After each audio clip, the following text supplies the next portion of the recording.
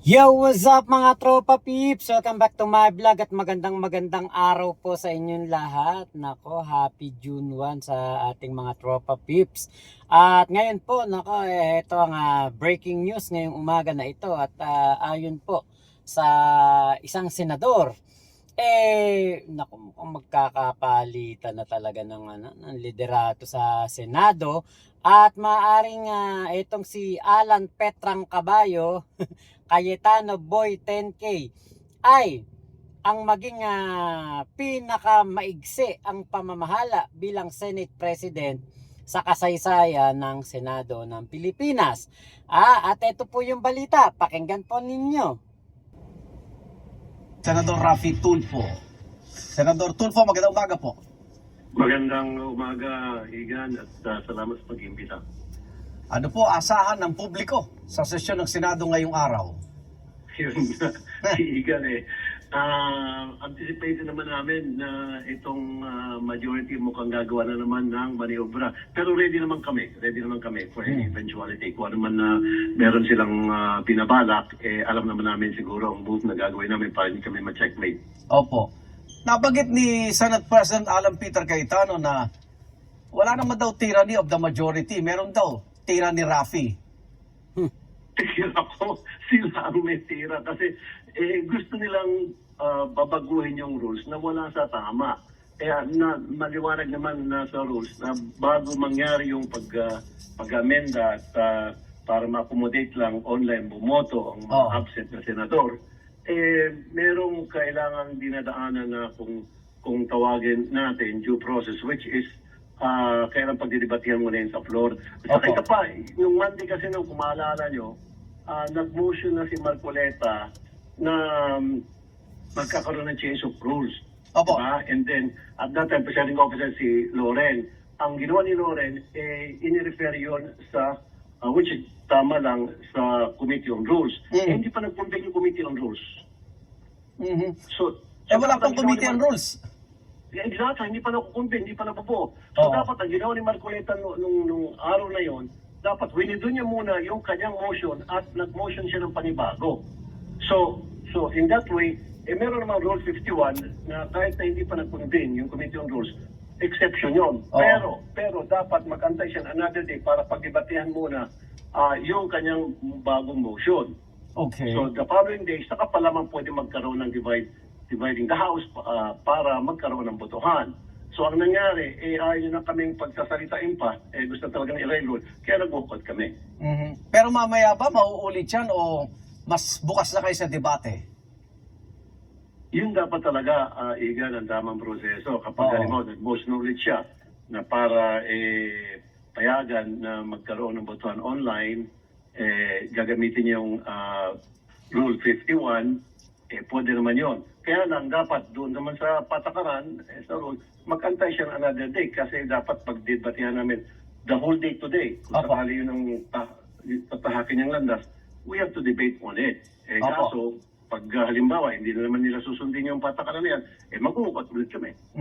Pero mukhang may kakampi kayo kay Pangulong Bongbong Marcos na ayaw din sa remote voting. At ito ay para lang sa interest daw ni Senator Bato de la Rosa. Yun. Tama naman, hindi lamang si Presidente ang nagsalita niyan, kundi ang taong bayan nagsalita rin. Maraming mga tao talagang ayaw ng gano'n. Yung railroading ginagawa nila, pinagpipilitan nila yung mali. Yung mali, yung baluktot, gusto nilang ituwi. Dapat yung baluktot, stay baluktot. Huwag nilang palabasin na tama. Okay. Senator Tulfo, Ayan. Kasi nga po, di ba, alam naman natin na kaya po yan na ginagawang motion itong si Marco Betts, para po makapabor ito kay Bato de la Rosa. Ganun lang naman kasimple yun. Wala namang pong iba ng interest pa o motibo. Hindi na natin kailangan manghula, hindi na natin kailangan mag-isip pa ng malalim. Yan po ay para makaboto lamang etong si Bato de la Rosa kahit na ito ay wala doon po sa Senado. At syempre, ito nga si Jinggoy Estrada na nanganganib din po na baka malabasan ng warrant of arrest sa kaso niyang plunder na no bail. O, edi hindi rin siya makakaboto at nakakulong siya. Siyempre po, kailangan nila ng boto para sa impeachment ni Sara. Kasi ito naman po, wala namang iba talagang mithiin o naisin itong grupo ng mga Duterte senators na ito kung hindi po ang protektahan si Sara. Paano pa kapag lumabas ang mga kaso ni Chis Escudero, ni Joel Villanueva, naku, itong si Marco Beta, nanganganib din to na makulong. So pinaghahandaan na po nila ang kanilang mga magiging future sa kulungan, na kahit po sila nakakulong, makaboto pa rin po sila sa impeachment nitong si Sara Duterte. Nga alam naman natin na hindi naman po ito panggigipit, hindi naman po ito kumbaga pagsikil sa mga taga-majority, kasi ito pong mga kaso naman nila na ito ay minority pa lang sila, ay napag-uusapan na ito. Hindi pa sila majority kasi yung pinapalabas po dahil nga daw po etong grupo nila ay majority ngayon at meron daw pong kinakatakutan sa kanilang mga majority, meron sila mga gagawin na kinakatakutan daw ng ating gobyerno at ng mga kakampi ng ating Pangulong Bongbong Marcos, kaya daw po nila ito ginagawa sa kanila. Hindi naman totoo yun. Ngayon, magkakaroon ng palitan sa liderato ng Senado ngayon pong hapon kung matutuloy. Ito po yung paliwanag ni Senator Rapi. Ano po yung dalawa sa majority na lilipat sa inyo? Ito ang masasabi ko, Igan. Kung pagmamasdan nyo yung demeanor ng mga senador na sa majority at that time yung mangyari kaguluhan, merong ilang doon na hindi happy yung mga kilos nila, yung demeanor nila, parang hindi sila sang-ayon sa mga pangyari. Opo. Yun yung dalawa maaaring lumipat. Sino po yun? I don't know. So dalawa po. Okay.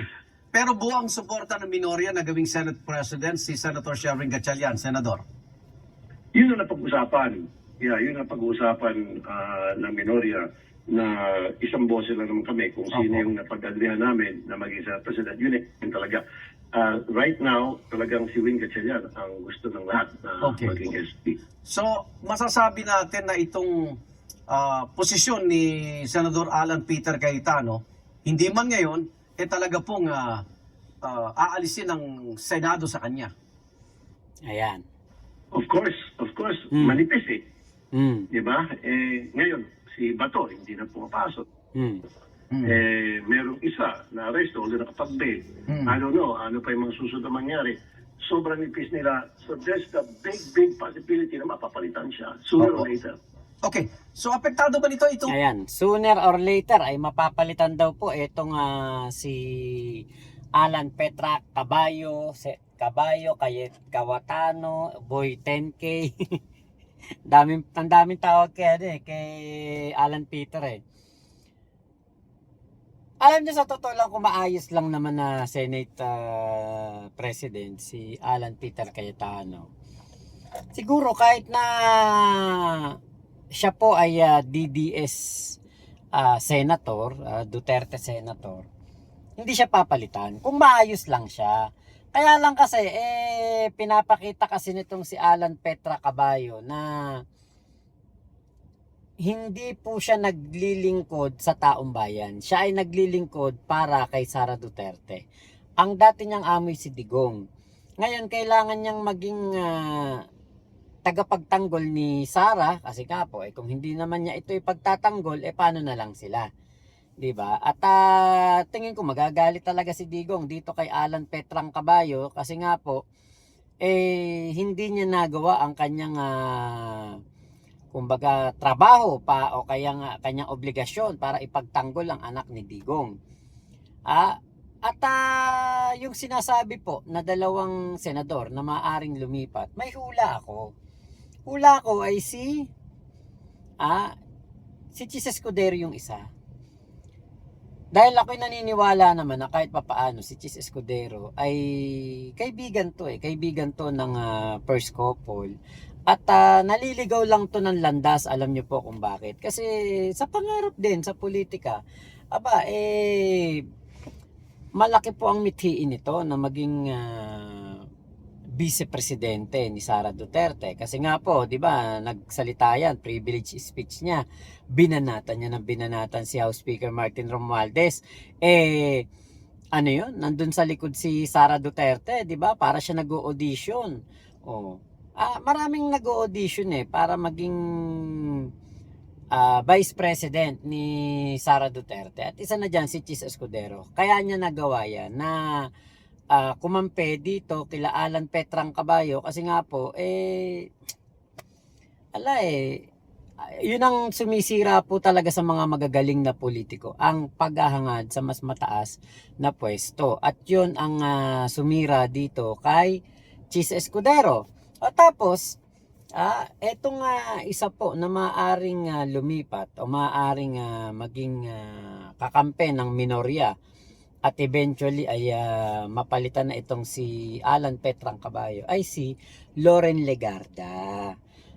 Kasi meron pong interview itong si Ping Lacson at sinabi nga po pati itong si Erwin Tulfo, Senator Erwin, ay sinabi nga po na after ng kanilang walkout ay pumunta pa doon sa kanilang opisina o kanilang meeting itong si Loren Legarda at biniru pa nga daw.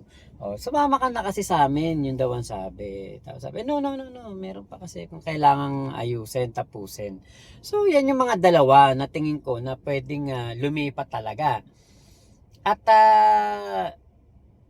hindi naman masama, di ba? Kung pipiliin naman nila maging senador ng mga Pilipino, walang problema doon. Pero kung pipiliin pa rin nila at magpapanatili pa rin silang senador ng mga Duterte, para na rin nilang sinabi na sa susunod na eleksyon, huwag nyo na kaming iboto dahil ang pinaglilingkuran namin ay ang pamilyang Duterte lamang at hindi ang mga Pilipino. So ngayon, puntahan po natin itong bandang huli na parte ng interview ni Senator Erwin.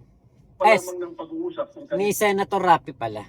mapuputi mga committee at naibigay kay Pia. Tapos ngayon, gusto mag-subcommittee kasi sa tingin mo, hindi kaya ni Pia. Insulto kay Pia yun. Okay. O huli na lang, sino si Kilay tsaka si Taray? Ang galing ko. Igan, mas marami ka alam kaysa akin. Ikaw na lang bahala. Kukumpirma ko lang sa'yo. Meron Okay. nga talagang ganun. Pero ayoko naman magsalita. Okay. Pertaining to that. Anyway, good luck sa Senado at pinagdatasal kayo ng taong bayan. Maraming salamat, Igan. We need that. Ayan.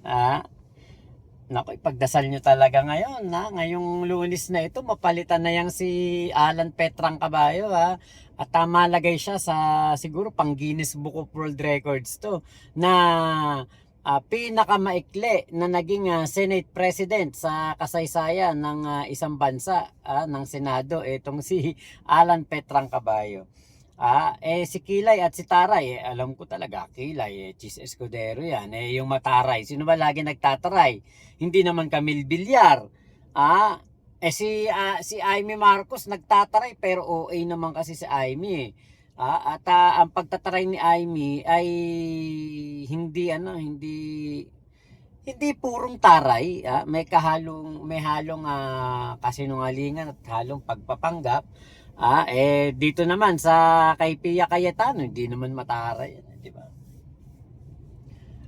Pero yun nga, si Kilay at si Taray ay lilipat na po sa minorya, at sana nga po talagang eto na po yung maging hudyat ng fresh start ng ating Senado, dahil yan po ang kailangan natin, isang Senator Win Gatchalian. Ako po ay napakarami kong kamag-anak sa Valenzuela, lalong-lalo na dyan sa Polo. Kaya alam ko at alam ng mga kamag-anak ko kung gaano ka galing at gaano ka seryoso sa paglilingkod bayan si Senator Erwin Gatchalian. Win Gatchalian. Ayun. Win Gatchalian nga. Sherwin Gatchalian. Erwin Tulfo pala isa. Win Gatchalian.